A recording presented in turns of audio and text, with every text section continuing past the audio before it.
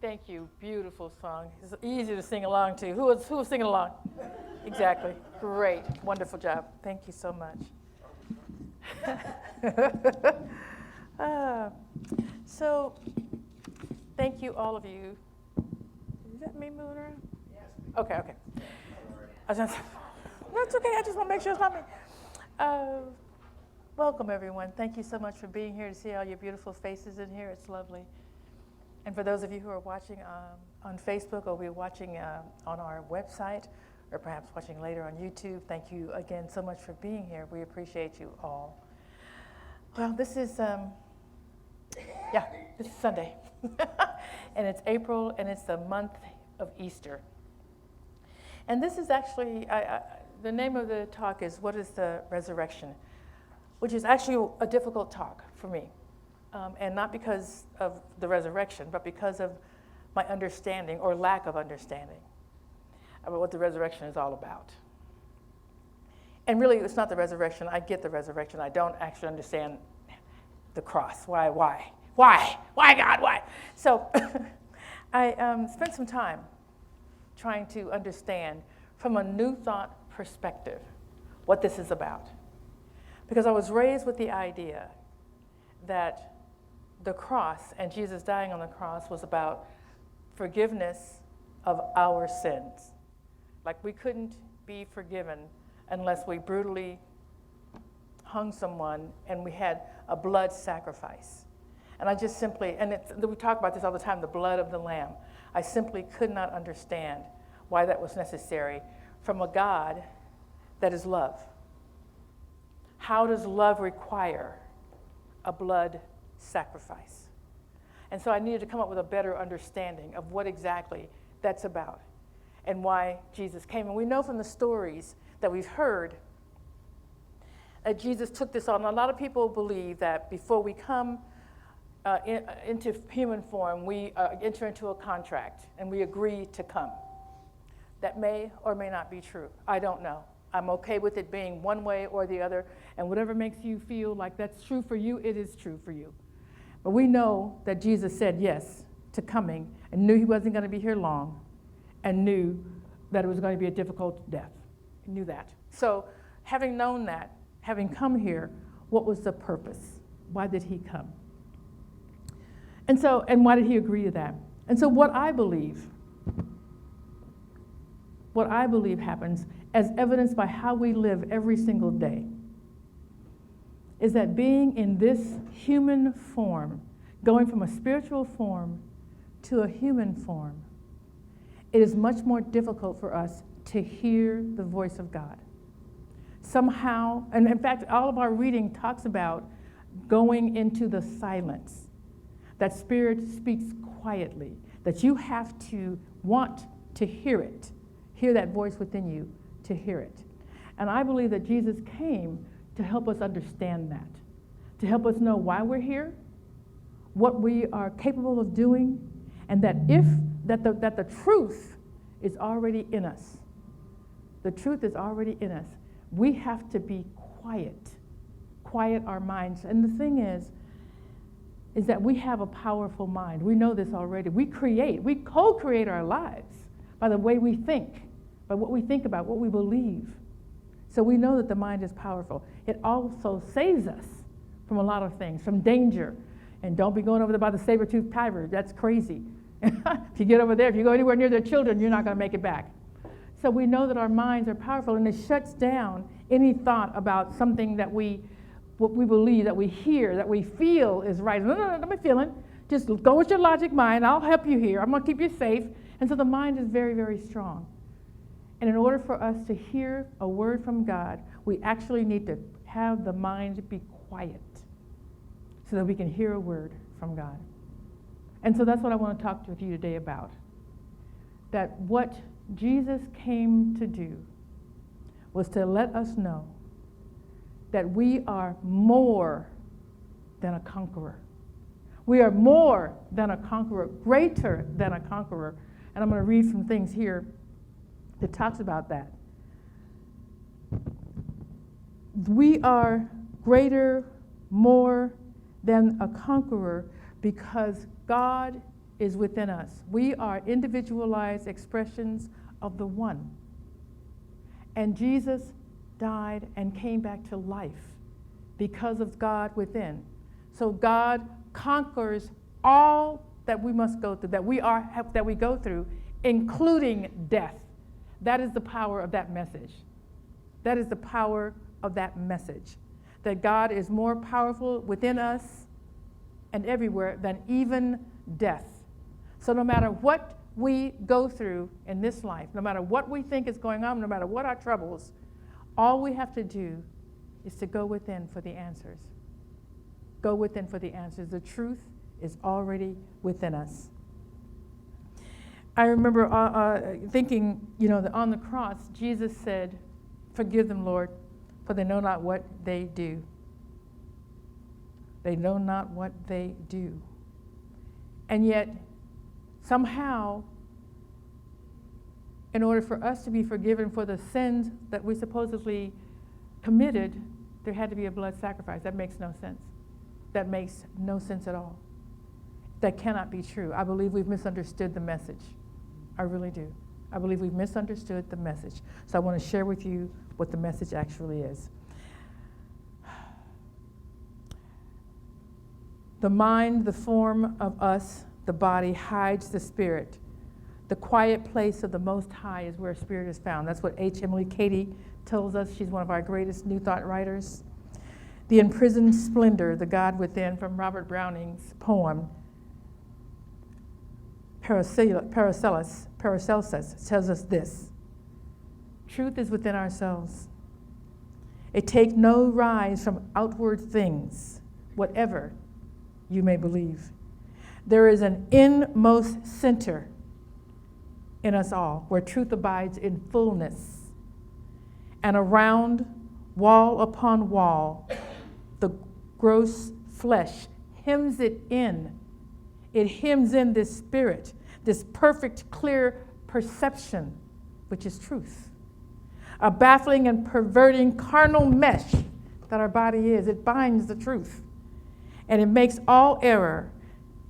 And to know, rather, consists in knowing out, in opening out a way whence the imprisoned splendor may escape, than in effecting entry from a light supposedly to be without. That means the light is within us. It's not without us. We don't have to look outside of us for the truth. We don't have to look outside of us for the truth. We just have to know within us. And I talk to you guys a lot about meditating. The reason why I talk about meditating, you don't have to meditate to hear the voice of God. I hear it all the time. I ask for questions. I ask for help. I'm asking you to think about that. Ask for help wherever you are. But the reason why I encourage you to meditate is so that you know what the voice of God is for you.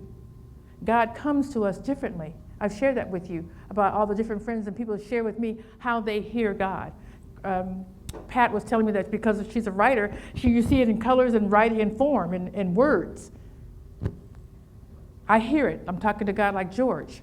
So I invite you to meditate so that when the voice comes, when the message comes, you know it and you believe it. I was shopping in Antelope Valley, which is in California, shopping with my daughter for Christmas one year. And we were, I want to get this name right because I always call it the wrong name, Bath and Body Works. Bath and Body Works, where we were. So they always have these great sales, right, throughout the year, and certainly at Christmas time.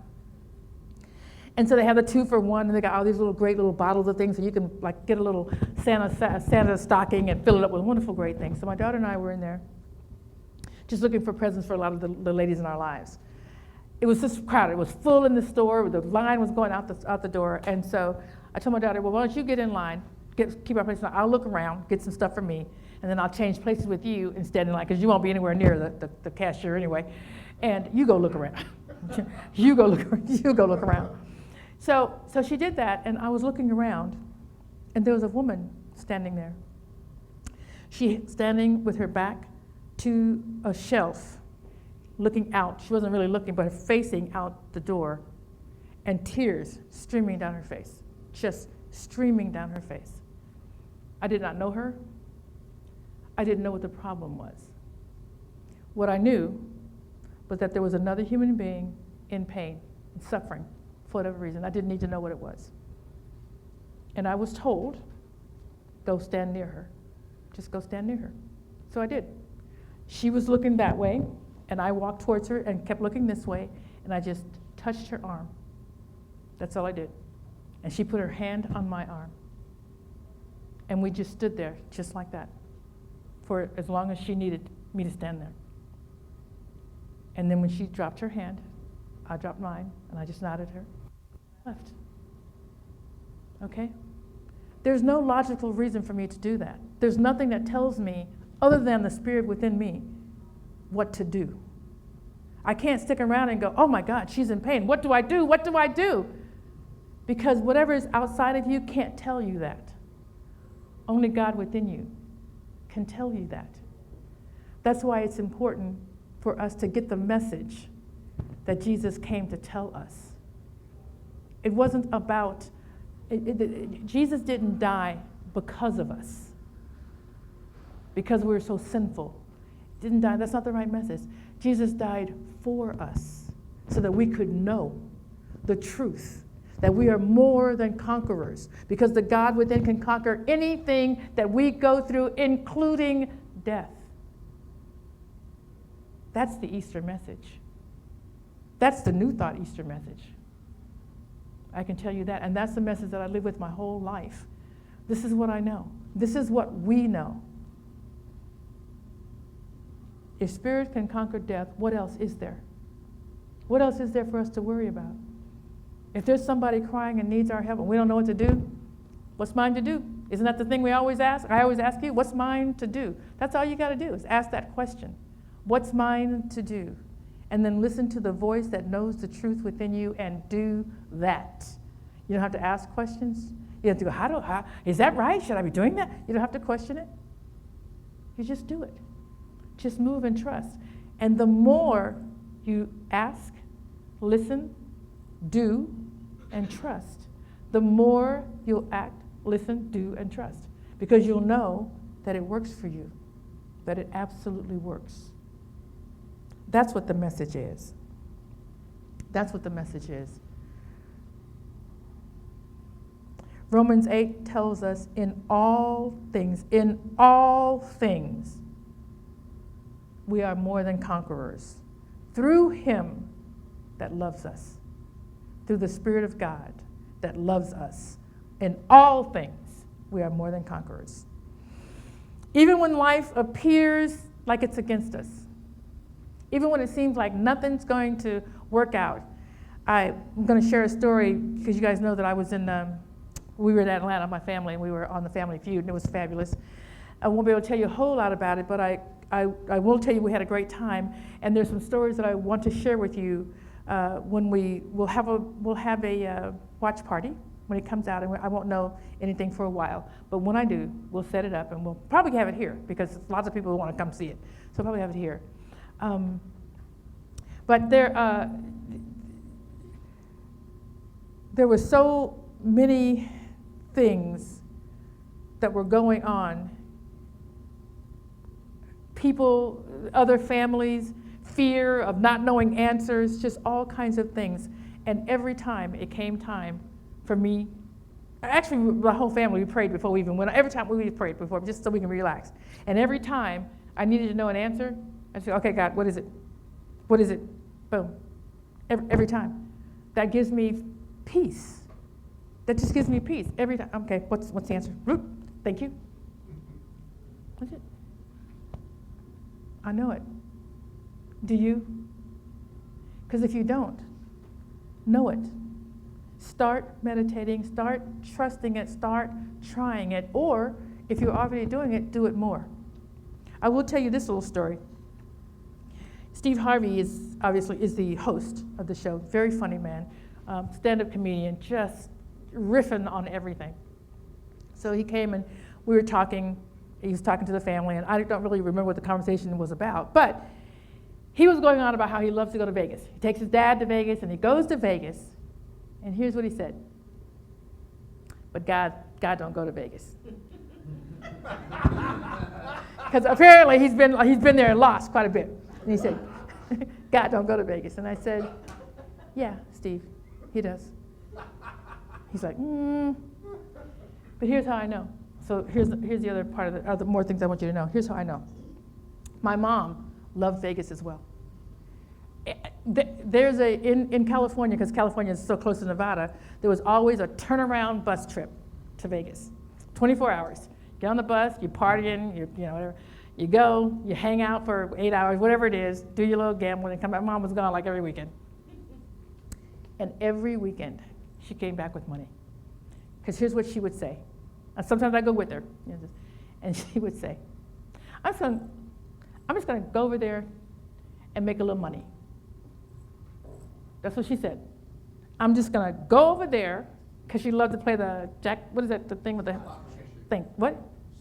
Slot machine, thank you. The slot machine. I'm just going to go over there and make a little money. And she went over there, and she made a little money. Because that's what she believed. Now, listen to her words. I'm going to go over there and make a little money. And that's what she made. So whatever you claim is what it is. Steve says God is not in Vegas. All right, Steve, he ain't there for you. You're absolutely correct. But he was there for my mom, and he's there for many other people. Okay? My point of that is this. What is it that you believe that God is capable of doing for you? What do you believe you deserve? At what point do you believe that what you want is not something that you deserve, or that you're worthy of, or that somehow God would feel like that was a sin for you to want it? Who believes in this world, in the U.S., that money is evil? Even though you're there trying to make some, in your heart you believe that money is evil, that you don't deserve it. So what's going to happen if that's what you believe? That's going to be your truth, right? That's going to be your truth. So what stops us? I can't read my own handwriting. What stops us? What stops us from letting good things come through us? Because everything that we want, right? We believe that we co-create, so it comes through us. We are individualized expressions of the one. So God cannot do for us what we will not let come through us, right? We don't let it come through us because we don't believe we can. We don't believe that we're worthy of it. We don't believe that it's a good thing. We think that we'd be bad people if we ask for that. Oh, you can't ask for money. Oh, you can't ask for a job. Oh, you can't ask for a car. Why not? Why, who told you that? Who? Because people have cars, people have money, people have all the things that you're saying you can't have. So maybe it's you. Maybe you don't have it because you won't let God do it for you. You can only have through you what you'll allow. God can only do for you what you'll let come through you. So all you got to do is think about that. What is it you're not allowing to come through, and why? Why? And is that actually your truth? Or was it a truth you were made to believe, taught to believe? And we get to talk about this all the time. We talk about examining what we believe. Where is that? Is that my truth? Was that my ex-husband's truth? Was that my parents' truth? Was that a teacher's truth? Do I actually believe that? No, I don't. I'm letting that go. That's not mine. That's not mine to hold, to have, to do. It's not mine. That's why we keep talking about it. That's why we keep asking ourselves and looking at our heart and saying, what's going on? When things don't work out our way, we get to ask, why not? Because we know that we are more than conquerors, because we are individualized expressions. God can do everything. God is everywhere present, all-knowing, all-powerful. We know this, and that's coming through us. So we know that. What will you allow God to do? What will you challenge? Here's a quote I want you to hear. Can you remember who you were before the world told you who you were supposed to be? Do you remember who you were before the world told you who you're supposed to be. Try to remember that. Truth lies within you in a very still, small place. Just get quiet wherever you are, whatever you need to do. Just close your eyes if you need to block out the world and go within and hear the voice that knows everything that you need to know, that you desire to know. And do that, whatever that instruction may be. What are the action steps that I would ask you to do? Be still and know. Just be still and know wherever you are. You don't have to get into some sort of, conflicted pose and do none of that. Just stand where you are, sit where you are, lay where you are, be where you are. Shut the world out and ask and listen to what you need to know. Wherever you are, that's number 2, listen. And challenge what you believe is true. I never believed that Jesus died because we were so horrible, because we were so sinful, that God required a blood sacrifice. Come on now.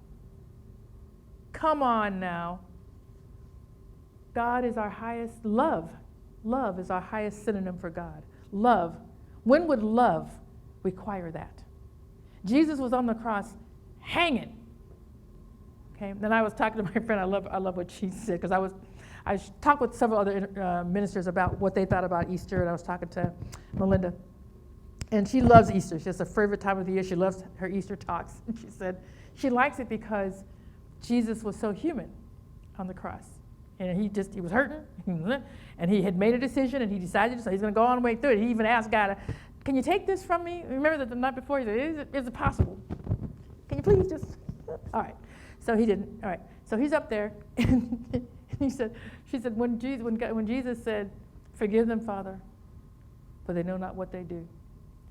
So he didn't just flat out say that. It had to take him a minute. Because you know what, right now I'm a little pissed off. I'm hanging, I'm bleeding. It's going to take me a minute to forgive these fools. So, I mean, that's why it's a true story. Think about it. You hanging up there, you bleeding, these people are calling you all kinds of names, and you just go look around and go, okay, yeah, I forgive you. How many of you in this room still have somebody you need to forgive? All of you raise your hands. Sorry, yeah. Because it's human nature. And if you have forgiven everybody in the past, believe me, someone's going to do something soon that you'll need to forgive again. Trust me on this. So we're going to constantly have to do that. And it takes work. It doesn't just happen in a flash. But you decide to let it go, because the only person that's suffering when you don't forgive is you. You're the only person suffering. So that's why I feel like Jesus came here in the human form to understand what it was. Why is it after we are born, we seem to forget that we are divine? We seem to forget that we are divine. We have to keep reminding ourselves. Keep reminding yourselves. The flesh, the blood, it gets in the way. But Spirit is with us all the time. We are divine. We have the ability to have a great life and to call upon the divine within us for all the answers that we need, regardless of what it looks like, even when everything appears against us. God, Jesus, Spirit, George, whatever you want to call it, strengthens us, gives us strength, so we can live out a glorious victory every day, whatever that victory looks like to you. Just whatever that looks like to you, in spite of what things look like. I'm asking you to think about allowing God, George, Spirit, to do more for you in your life, to do more, because you are here. You are now. You are an individualized expression. You are worthy of great things. You are love and loved. You are both, love and loved. That's who we all are. That's what Jesus came to tell us. That is the point, I believe, of the resurrection.